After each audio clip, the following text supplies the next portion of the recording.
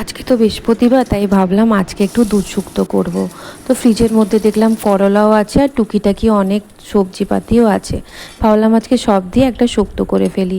তো ব্যাস করলাটাকে এমনি লম্বা লম্বা করে কেটে নিয়ে তেলের মধ্যে একটু সর্ষে ফোড়ন দিয়ে ভেজে প্রথমে তুলে নিয়েছি। তারপরে বাকি যত সবজিপাতি ছিল সেগুলোকেও লম্বা করে একভাবেই সব কেটে নিয়েছিলাম, কারণ প্রত্যেকটা তরকারি যদি একরকমভাবে কাটা হয় না, বানানোর পর দেখতেও ভালো লাগে, টেস্টটাও খুব ভালো লাগে। ব্যাস প্রত্যেকটা সবজিকে ভালো মতো কেটে নিয়ে ভালো করে ভেজে নিয়েছি। তারপরে ফ্রিজ থেকে দুধ বার করে ঠান্ডা দুধটাই আমি এর মধ্যে দিয়ে দিয়েছিলাম। আমি না এর মধ্যে কোনো জল অ্যাড করিনি।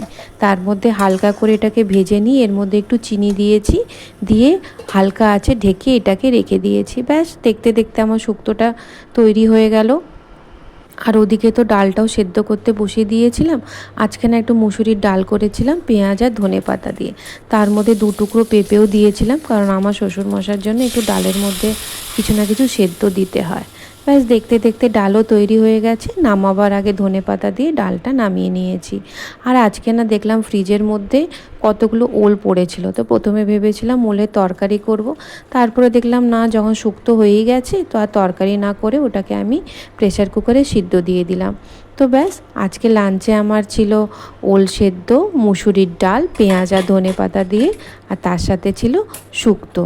তো ব্যাস আজকের ভিডিওটা আমি এখানেই শেষ করছি। আশা করি আপনাদের ভালো লাগবে। আবার দেখা হবে একটা নতুন ভিডিওতে। সবাই ভালো থাকবেন।